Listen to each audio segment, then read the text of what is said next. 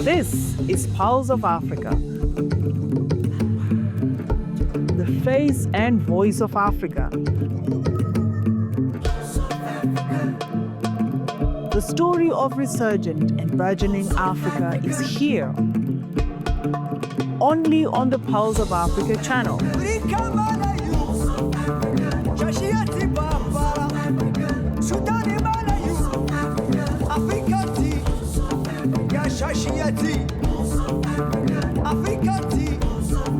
Pulse of Africa, the face and voice of Africa.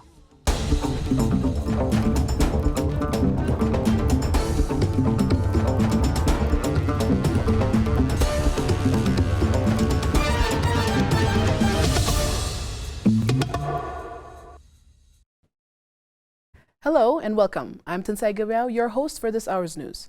We'll be bringing you stories from across the continent, so stay tuned for updates.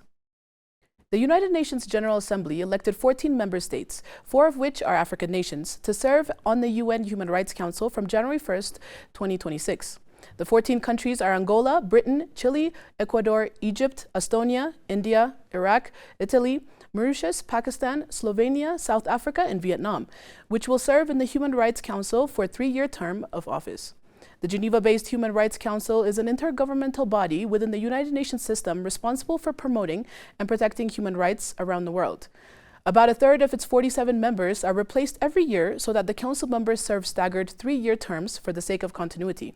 Seats of the Human Rights Council are located on the basis of regional groups for the sake of geographical representation, 13 each for Africa and the Asia-Pacific, 8 for Latin America and the Caribbean, 7 for Western Europe and other states, 6 for Eastern Europe.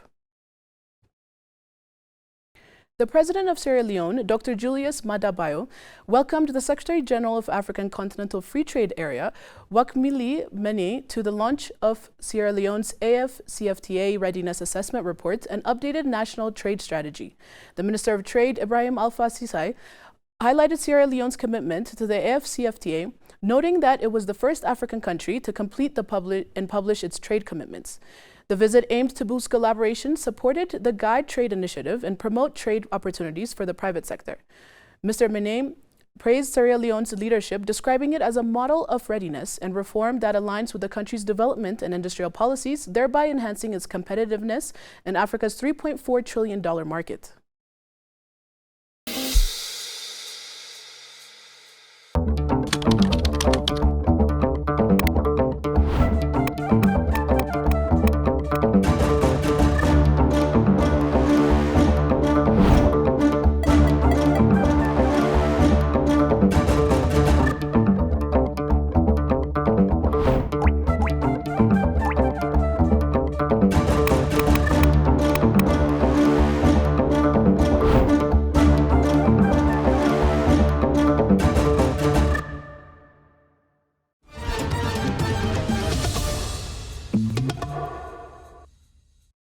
The International Business Times reports that Safran Group's new aircraft engine industrial complex in Nasser is solidifying Morocco's status as a rising force in global aerospace industry.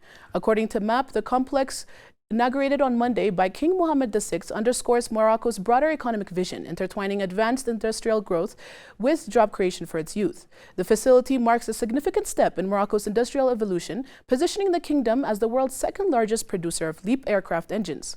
IBT highlights that the project represents more than just manufacturing growth. It signals Morocco's integration into the heart of global aviation value chains. Kenya's President William Ruto has declared 7 days of national mourning and ordered a state funeral for the veteran opposition leader Raila Odinga, who died on Wednesday after suffering a cardiac arrest while receiving medical treatment abroad. Ruto described him as Kenya's foremost statesman and one of Africa's greatest sons, a giant of democracy, a fearless freedom fighter, and a tireless warrior of good governance. Ruto said he would postpone all his public engagements in the coming days as a mark of respect. Odinga had been receiving medical treatment abroad and suffered a cardiac arrest, according to the hospital in the city of Kochi, where he died. Kimbi Van Goghe, a Pan-Africanist, praised Pulse of Africa as an authentic storytelling platform for Africans. A groundbreaking Pan-African media platform initiated by Ethiopia's Prime Minister Abiy Ahmed marks a powerful step in reshaping how Africa tells its story. In an exclusive interview with POA, Pan-Africanist Kimbi Ngoge described the initiative as a new chapter in reclaiming Africa's narrative and asserting the continent's media independence. Ngoge emphasized that Pulse of Africa goes beyond being a media outlet. It is a symbol of continental pride and self-determination, designed to empower Africans to define their own image and identity. Ngoge believes that Pulse of Africa has the potential to reshape global perceptions by providing balanced, credible, and empowering coverage that reflects the continent's realities. Now, Pulse of Africa would help us fix that.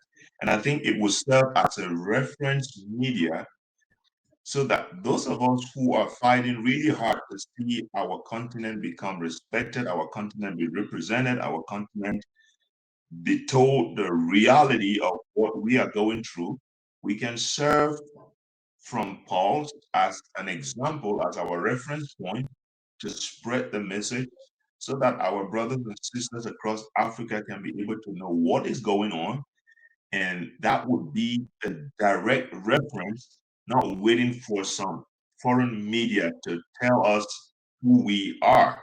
The Pan-Africanist also called upon African leaders, media professionals, and institutions to support and replicate such initiatives across the continent, stressing that narrative control is vital to Africa's unity, progress, and global recognition.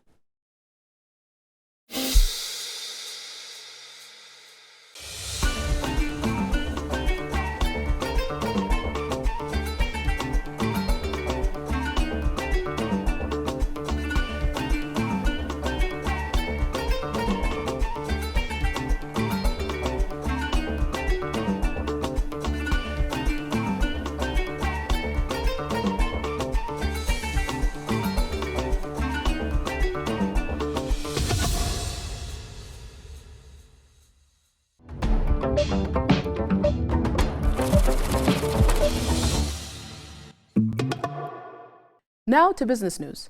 The African Development Bank Group and Saudi Arabia have agreed to deepen their partnership to boost investment in Africa's key sectors, following talks in Washington during the 2025 World Bank and IMF annual meetings.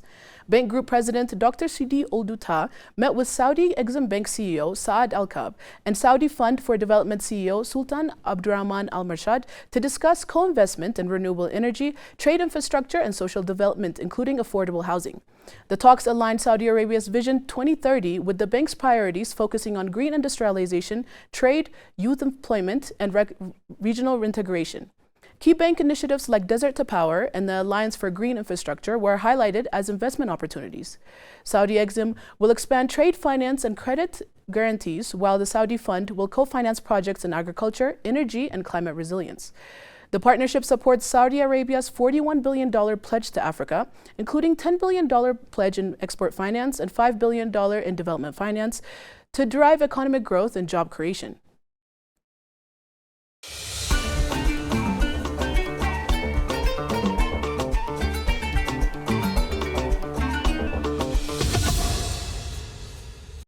Finally, the Africa Trade Gateway, a transformative digital trade platform launched by Afrexim Bank in partnership with Africa Continental Free Trade Area Secretariat, has kicked off its National Adoption Awareness Initiative in Rwanda. The ATG serves as a comprehensive digital trade ecosystem for Africa, linking buyers, sellers, financiers, and logistics providers. It enables businesses to connect with trusted partners, access financing, process instant payments, and expand into new markets, thus bringing the AFCFTA's vision to life. Amika Onya, Afrexim Bank's director of digital banking, described the ATG as a pivotal step toward Africa's economic transformation, shifting the focus from ideas to tangible impact. Dr. Kabayiza Alexis, chief technical advisor at Rwanda's Ministry of Trade and Industry, emphasized that ATG symbolizes Africa's determination to shape its digital future and that Rwanda is fully committed to fostering innovation and continental collaboration. Next, let's take a look at the current weather forecast.